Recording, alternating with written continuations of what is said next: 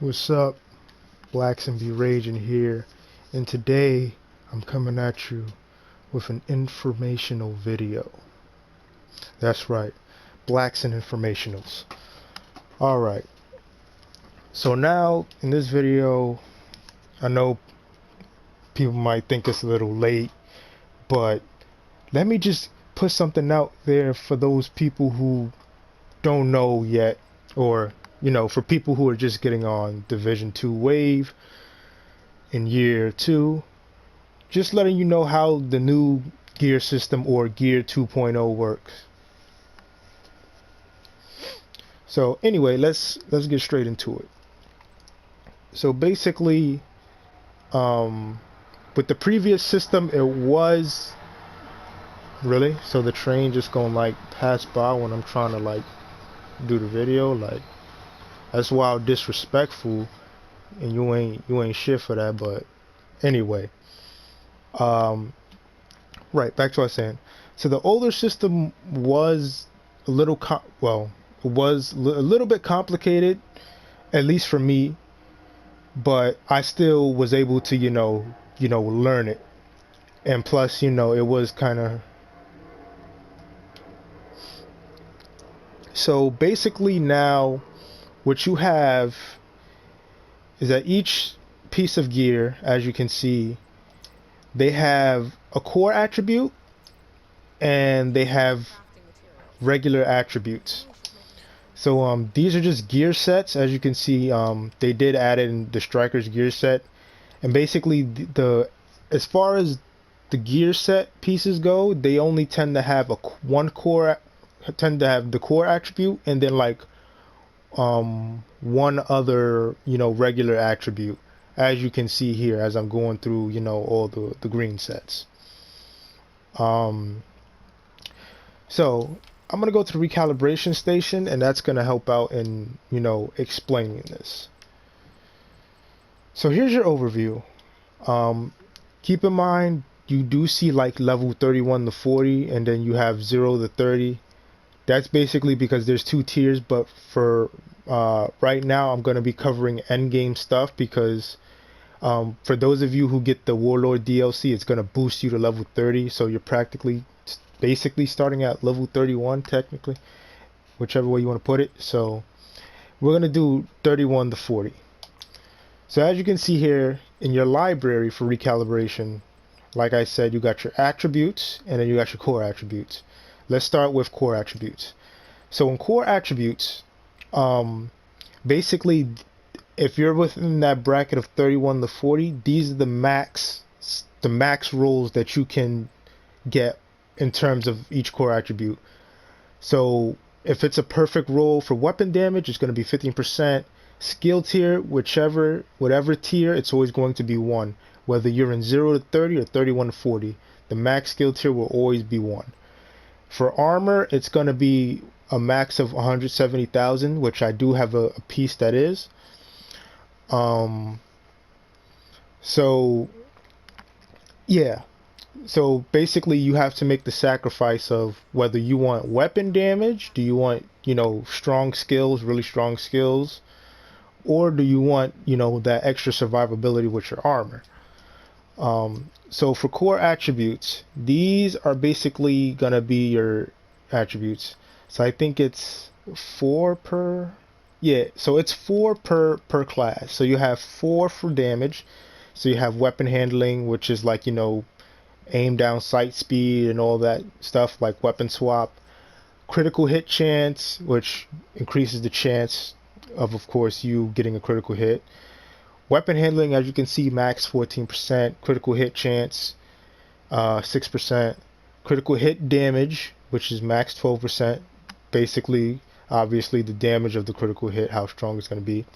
You have headshot damage, which is really good for sharpshooters, people who want to run sharpshooter and like sniper builds. The max is 10% on that. Then next we have armor. So you have armor regeneration, the max 4,000. Mind you, these stats are consistent with I believe they are So next after that you have hazard protection, which basically it'll protect you from like, bleed, poison, status effects basically. Um, Max 10%. Then you have health, which is like, the orange bar, which once your armor gets depleted, that's, what your next bar of basically survivability. That probably doesn't make any sense. But you get the point. And the max is 18,000 on that. Next you have explosive resistance, which is, like how much damage you'll take from, explosives, whether it'll stagger you or the chance of it staggering you. Um, and also another thing, that little bar tells you which, thing you currently have. So, for example, I have 8%. That's the highest which is shown on that bar. So basically what you can do is you can extract stuff now and it'll be in your library. So if you want to say apply that to another piece of armor, you can take that and apply it to another piece of armor. Next, for skills, of course, you have skill damage, which is obvious. If you have like a hive, a drone, turret. So next after skill damage, you have repair skills, like which is 20%. Skill damage is 10. Basically this is like, how good, like skills like, the like armor, things that repair your armor, basically. For the most part, they're armor repair based, of how much, you'll get repaired in addition to, skill tier, which I'll go into after this. Because skill tier gets got to be explained a little bit. Skill haste, which is basically, how often you can keep using your skills, and it's like cooldown basically. The max on that is 12%. Next you have status effects. Basically any skills like the hive, stinger, the launcher, the chem launcher with the fire starter, basically the damage of those status effects. So that's basically the baseline now. And I believe all these stats are consistent with all pieces. So just to check, pretty much everything, yeah, everything is consistent with each piece. Like whatever is the max, that's how it is on all pieces, except for the body and backpack. Now, in this gear system, you can no longer have talents on masks, gloves, holsters, or knee pads. The only two armor pieces that will have talents are your body armor and your backpack. So once again, it's pretty much the same with core attributes and attributes. Now let's go into talents. Now some of these talents are new and have been reworked. For example, Mad Bomber, they put the cook feature into it, because before that was separate. So here are your talents for your body armor. You've got, tag team. So for example, you have tag team, you have kinetic momentum, all of these are like, some skill based things. You have like some co-op based things like this. Vanguard, when you deploy a shield, the skill obviously, invulnerable for 5 seconds, grants 45% of your armor as bonus armor to all other allies. You got some armor based ones like Unbreakable, which if you want more survivability than what you already have, because you can get like over 1 million health. I actually have a build that has over 1 million health. I mean 1 million armor, excuse me. You have more damage based things like Glass Cannon. However, that's a give and take, because obviously all damage you take is amplified by 50%. And then you have things like Spark. Damaging enemies with a skill will increase your total weapon damage. So it's things of that nature. they're not all the same for both the backpack and chest piece, as I will show right now. So for your backpack, these are the backpack talents. I have, you know, things like tech support, like some skill based ones, and then of course you have like your armor based ones like protector, um, bloodsucker, and then like I said, some co-op ones where you have, you know, leadership. What else? Companion, you know, anybody within 15 meters of you or your skill, and this goes for everybody, they'll get increase of weapon damage. And then you've got damaged ones like composure, unstoppable force, creeping death. So, you know, um, I'll show you like, you know, builds that have, you know, some of these skills and whatnot. So that's pretty much it for gear. Now let's go into weapons. For each weapon, it does vary between, you know, certain things. But pieces that I do. So now let's go into rifles. So for core rifle things, you have rifle damage, which is pretty much consistent. Um, like weapon class damage basically. So you have like rifle damage, SMG damage, all that's consistent between all of them respectively, depending on which type of weapon you're using. um for rifles, the secondary core is critical hit damage. um Although let me see if I can bring up a rifle. I don't have any, I don't think I have any rifles on this. Okay, so here's a prime example of what I was talking about. You know, the critical hit damage is that 13% rifle damage, 11%, and then you have your attribute. But let's get back into it. So and then you have attributes. So these are going to be your weapon attributes. So you have damage to armor, critical hit, health damage, damage to targets out of cover, so people who are not in cover. Um, you know, got especially like the rushers. Those are really good for like, you know, gunning down rushers. You've got your headshot damage, your reload speed, stability, accuracy. These two I don't really worry about too much because there's you know, weapon talents that, you know, add stability or, you know, other stuff of that nature. Optimal range, mag size. Mag size you don't really need because, like I said, you have attachments for that. Rate of fire, swap speed. Um, then you have your talents.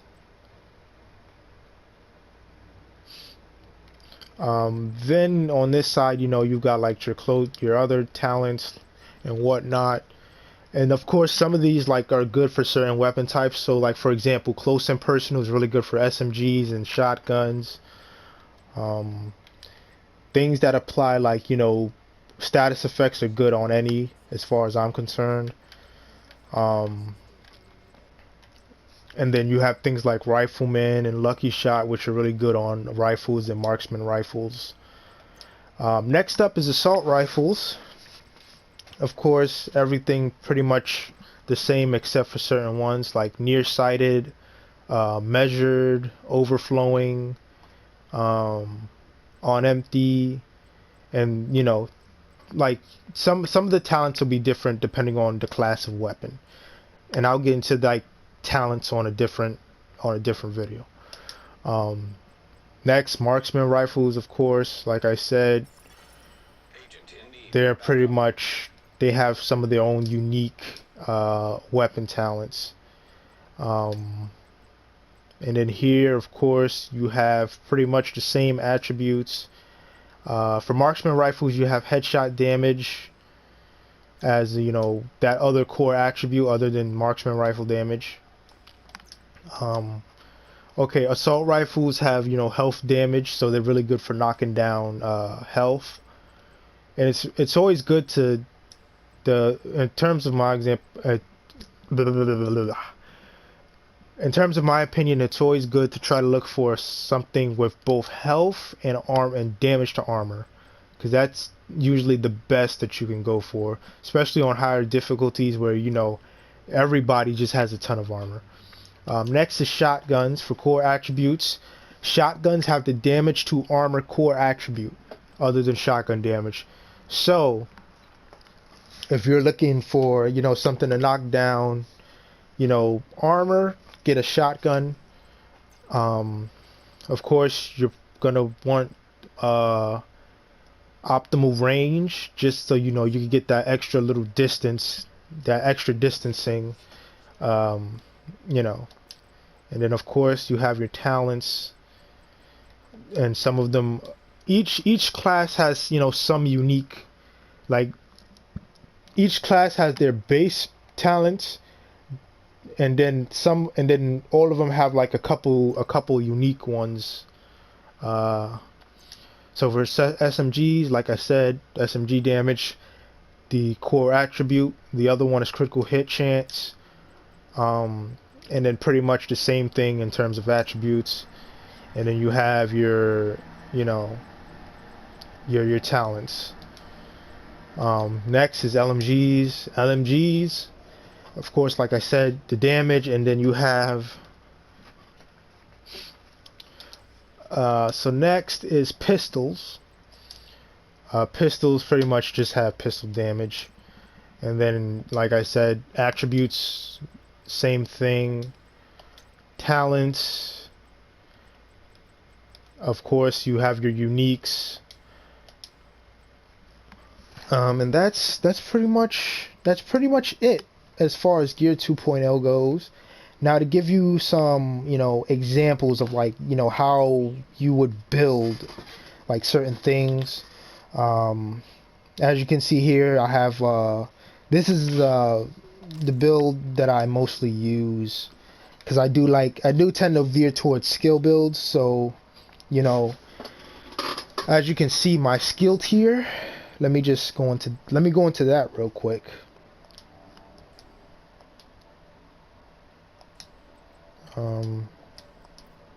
Okay, so as you can see here on the right, you have skill tier. Now, depending on, it's different for each one, the requirements. But so what I mean by that is, like, for example, to get to the next tier for this, I think you need like an armor, like a piece of gear with armor. So anyway, getting into it, like I said, to use the drone as example, you have skill tiers. Now, in addition to these, really, like,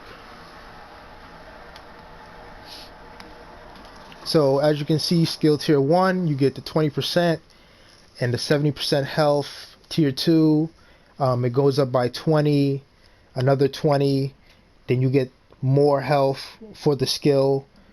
It's basically, depending on the skill, you get more damage or more repair. And then you have something at this bottom, I don't know if you can see it, right below tier 6, you have something called overcharge, where that basically, it overclocks it and you do like ridiculous damage with your skills, which is really, it's really powerful in action. So to talk more about that overcharge, here's some exotic gloves that I have. As you can see, it grants overcharge when you detonate a hive, and there are some pieces of gear that'll guarantee that overcharge. So that's my second build. Here's the one that I had equipped at the beginning of the video. Here you can see this is on obviously damage with those red circles, those 3 red circles. And then I've got some armor, and as you can see on the left hand side, right below the little circle with point allocation, right below that, you see like my armor is 1.1 million.